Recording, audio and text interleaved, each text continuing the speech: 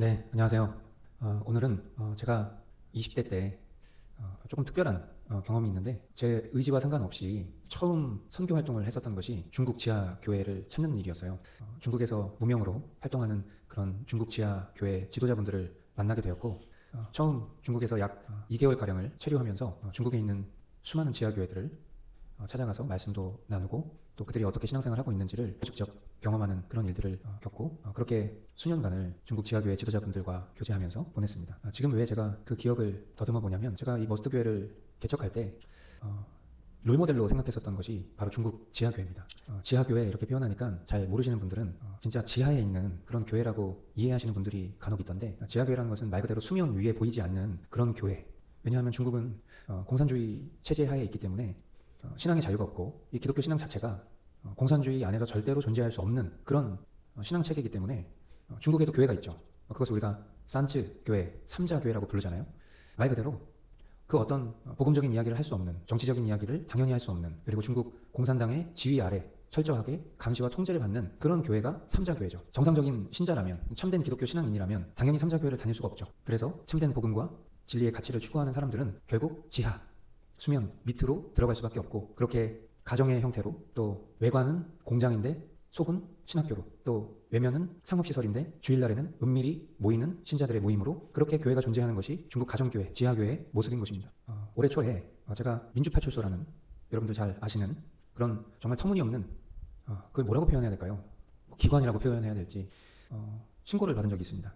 카카오톡 오픈 채팅에서 당시에 헌법재판관의 어떤 그런 부조리함에 대해서 온라인상에서 공개 토론이 있었는데 제가 아는 지인분이 거기 와서 한번 이야기를 나눠줬으면 좋겠다라고 해서 제가 그 초대방에 들어가서 이야기를 나눈 적이 있었어요. 알고 봤더니 그 방이 그들이 세워놓았던 트랩이었던 거예요. 복수의 신고가 있었고 저는 어떤 해명을 할 여지도 없이 그저 발언권이 주어진, 그리고 어떤 입장을 다르게 가지고 있는 사람들이 자유롭게 토론하는 그 방에서 건전하게 제 생각과 의견을 나눴지만 그 자체가 덫이었기 때문에 복수의 신고자들이 저를 신고했다는 이유만으로 카카오톡 영구 정지를 당했습니다. 그것으로 인해서 카카오톡을 사용할 수 없었고, 제가 20년 동안 사용했었던 번호를 저는 부득이하게 바꿀 수밖에 없었죠. 왜냐하면 이미 저는 목회자로서 온라인 사역의 기반이 카카오톡이기 때문에 그 카카오톡을 벗어날 수가 없어서 어쩔 수 없이 핸드폰 번호를 교체할 수밖에 없는 그런 일들이 있었습니다. 제가 이제 그런 일을 겪고 사실은 제 주변에 있는 많은 분들과의 관계를 정리하게 되는 계기가 됐어요. 왜냐하면 사실은 이런 일들을 겪게 되었을 때 정상적인 관계의 사람들이라면 평상시에 잘 알고 지내는, 친하게 지내는 그런 동료, 목회자나 지인인 제가 그와 같은 부당한 일을 통해서 어려움을 겪었다는 사실을 제가 SNS나 여러 상황들을 통해서 알렸다면 당연히 그것에 대해서 괜찮냐, 어떻게 그런 일이 있을 수 있냐, 무슨 일이냐 궁금해하고 또 그것에 대한 다양한 반응이 있을 수 있어야 된다고 생각하는데, 이미 그런 어떤 사건을 들은 분들의 무반응, 무관심의 어떤 그런 표현들이 사실상 뜻이 다르다라는 어떤 그런 입장으로 너무 오랜 시간 증명이 되었고, 사실 저는 이제 그런 일들을 통해서 제 주변의 관계들이 정리된 부분도 있지만, 저는 이제 그와 같은 일종의 어떤 선동과 검열, 그리고 손윤보 목사님의 구속, 그리고 지금 벌어지고 있는 수많은 입법과 행정과 사법의 무질서함 가운데에 가장 현실적인 타깃이 될 수 있는 곳이 저는 교회라는 생각을 하게 되었어요. 예수님 그런 말씀을 하셨습니다. 결국 마지막 때가 되면, 예수님이 다시 오실 때가 되면 예수님 이름 때문에 모든 민족으로부터 미움을 받게 된다고 하셨어요. 지금도 지역적으로 어딘가에서는 예수님 이름 때문에 순교를 하는 일도 있고 핍박을 받는 나라와 도시들이 있지만, 모든 민족으로부터 미움을 받는다는 것은 결국 예수님이 오실 때가 되면 이 세상은 필연적으로 전체주의화 될 거라는 것입니다. 전체주의라는 어떤 그런 형태를 우리가 가장 곁에서 잘 지켜볼 수 있는 모델이 있어요. 그게 바로 공산주의 국가입니다. 공산주의 국가에서는 개인의 어떠함이 보장되지 않습니다. 종교의 자유가 보장되지 않습니다. 지금으로부터 십수년 전에 제가 겪었던 그 중국 지하교회의 모습들을 지금 이 시점에 떠오르게 된 것은 어쩌면 지금 우리가 하고 있는 이 신앙의 모습도 더 이상 이와 같은 형태가 되지 않겠구나.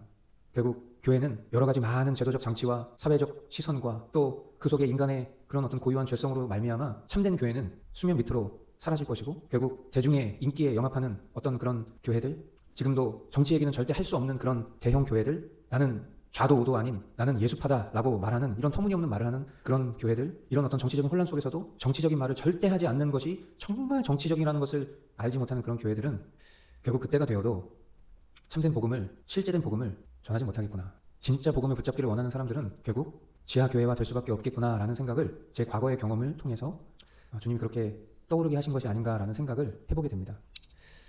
얼마 전에 김상현 대표님이 저희 교회 방문하시고 저희 예배당 영상을 이렇게 찍어서 올려주셨어요. 많은 분들이 머스트교회 참 아름답네요. 머스트교회 참 멋지게 되어 있네요. 그런 댓글들을 막 달아주시는 걸 보면서 저는 사실 마음 한켠에 좀 슬픈 마음이 들었어요.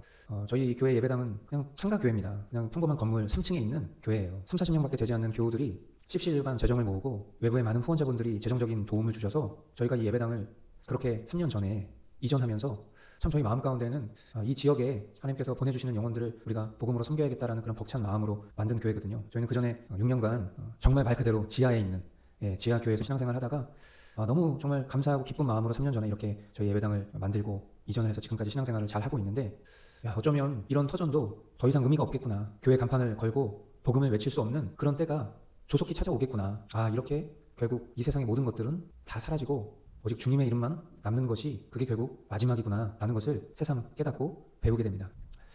여러분, 앞으로 우리가 신앙생활 하는 일이 쉽지 않을 겁니다. 그리고 우리의 내일은 오늘보다 분명 환란에 가까울 것입니다. 여전히 정말 아무렇지도 않고 너무 좋고 너무 평안하다라고 말하며 신앙생활하는 교회와 또 목회자와 그런 성도들을 보면 한편으로 가슴이 너무 먹먹합니다.